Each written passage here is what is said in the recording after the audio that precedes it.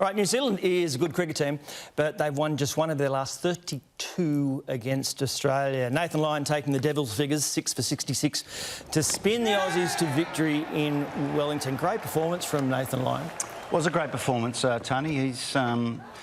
He's working his way up the ladder for the all-time wicket takers, but he was the difference. He's bowling, and obviously Cameron Green's 174 in that Test match. It was a bit of a sloppy Test match, though. You know, I don't think both sides played particularly well, especially the batting. There was a bit in the track for the bowlers, but the batting was not up to Test standards. Whether that's because it's late in the season, I don't know. But in the end, Junior, that was the Aussies as well. Like there's a couple of Aussies. Steve Smith didn't get many runs. Well, Nathan Lyon and Josh Hazlewood and Cameron Green were our three best batsmen, so that's numbers 10, 11 and 4. The rest of the batting didn't show up, but fortunately the Kiwis were worse. Yep. And they weren't themselves. They dropped 4 or 5 catches, they had a run out. They normally do the basics really well, so they need to improve a lot. Do you think New Zealand misread the pitch and the conditions in the lead-up? They said they did. They didn't pick a spinner, and it spun square, so they had Mitchell Santner sitting on the sidelines, who's a very good cricketer. He bats as well, so they misread that.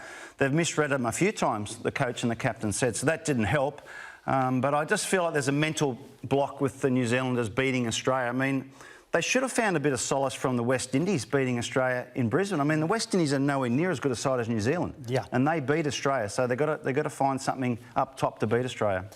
And I'm going to circle back to that in a second, but you mentioned him, Cam Green, at number 4. That was a great performance. When they're in trouble, the side was absolutely in trouble. Well, definitely. Without his 174, you know, New Zealand could probably win that game. Yeah. You know, he was the difference. He scored as many runs as the rest of the batsmen put together. And we've been waiting to see this from Cameron Green. There's been a lot of pressure on him, a lot of talk about him being shunted up to number 4. Did he deserve it?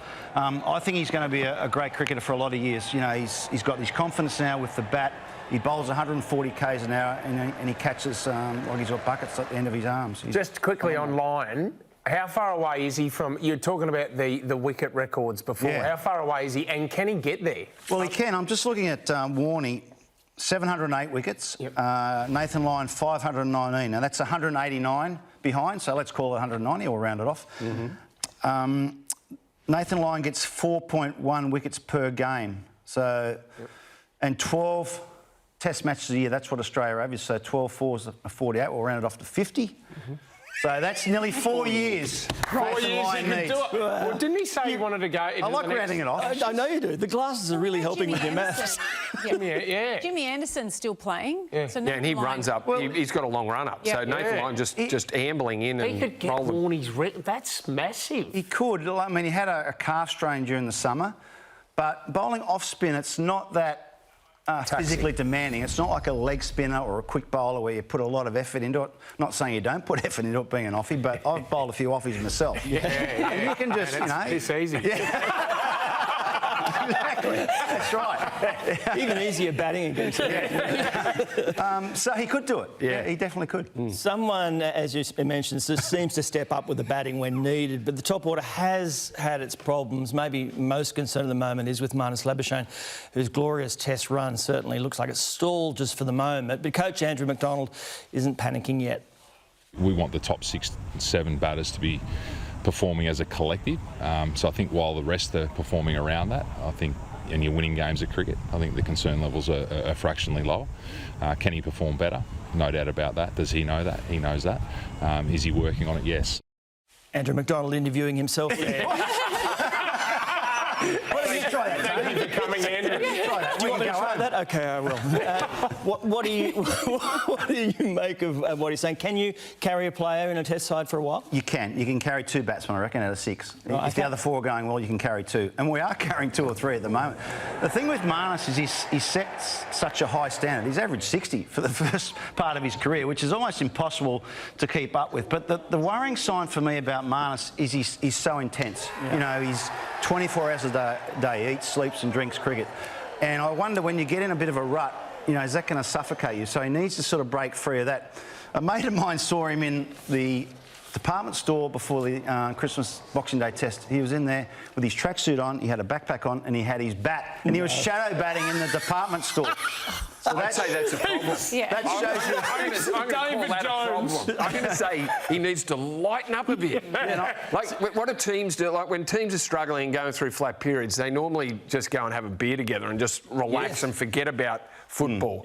So Marnus needs to forget about cricket for a The while, other doesn't thing is, when somebody usually walks into a department store with a bat, they call security. Oh, he's just played a cut shot and knocked over $500,000 vase or something. But the Australian Test team, after this second Test in New Zealand, there's not a lot of cricket for them, is there? No, there's not cricket until next summer or India, so there's not a lot of Test matches. And I think the selectors will show faith in Marnus. You know, he's got a few credits in the bank, let's be fair. He's a fantastic player. He's going through a rut. If you can just forget about batting 24 hours a day and have a bit of luck, he's actually... First half of his career, he had a bit of luck. He got dropped a lot of times. The next part of his career, he's had no luck. He got caught down the leg side. He's making one mistake and he's getting out. So it might be as simple as having a bit of luck in the next dig and he'll be fine. If there weren't already mental demons for the Kiwis, there was a total brain explosion with this run out of Kane Williamson. This was just, and it was so important. He'd just come in. And he's the best batter, obviously. That is crazy. I think he would have been run out anyway. I reckon, yes. Without the collision. There's Marnus. There's Marnus. You know, he doesn't have to score runs. He's still contributing. Yeah, that was costly. I mean, your best player. It was a tight run to start with, to be honest. Who's to blame there?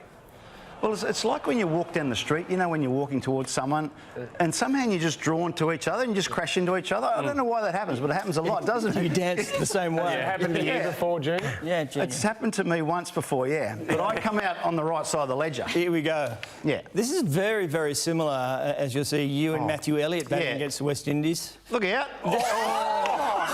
But you got in! You got in! Apparently he was batting really well too and he was about to take his spot, so you took him out. You know. Yeah, can we get actually? Victorians should never run into a New South Wales. That's what happened. Exactly. The thing was, he hurt his knee very badly. This is how bad I was batting in that game, Fitzy. Carl Hooper should have just ran me out. I was how far out of my crease? I know. He had the ball. He said, "No, Junior's batting poorly. We'll keep him in. We'll go for Elliott. He's batting so well." Junior, that's just being disrespectful of you. It was. You're there. What's he Take the doing? bails off. He's going, no, we've got to keep Junior in because he will get him out. So did Matt Elliott, did he get back into his... He did. He did. Yes, So we mate, both no run made out. it. No both run made it. out. Granny had to You're both retire. on the flat of your backs and you both made it. How could that happen? No, shouldn't. No. Anyway. Brilliant vision. Steve Smith is a genius catcher, and you'd have to be you have to be to go past you, the great Mark Waugh. What did you show this for? That was a terrific grab. That was a sitter. Was it? No, that was a great catch. That was had a really gone past good him, catch. Nelly, hadn't it? Yeah, that was a great catch. He would have seen that late too, second, because it was a fine edge, went past the keeper's gloves, you know, and wouldn't got much of a look at that. So that's just a reflex catch. Junior, you're right-handed, so was that the toughest catch, a left-handed catch? It's funny. Sometimes I caught better one-handed with my left hand than my right hand. I can't even No explain reason. that. No reason. You sort of practice with both all the time. Yep. But yeah, some stick, some don't. But that one did stick. I've still got this man just slightly ahead in terms of the catching department. I love watching him field. And here's this field. We're taking off spinner. These are all off Warne. I think I made that look easy, didn't I? Yeah, that was Put a bit of past mayo you. on them sometimes, though, just to make them a little bit... No, there's no mayo on that. That's enough from you, Candace.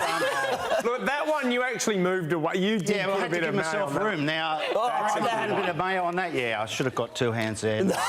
So, Look at wow, that's brilliant. That's good. So when Warne was bowling full and then they'd get an edge to it, the ball get to you in no time. Well, the hardest one is a cut shot because you've got less time to react. A drive is easier because you've got more time. Yep. Or just a push at the ball So is the easier cut than shot's- a full-blooded shot. You always made it look so effortless, though, but you're not on Candace the said I level... made it look hard. You know, no, you did, but you're not on the level of this guy. Have a look how lazy this guy is. Oh, yeah. And your heart...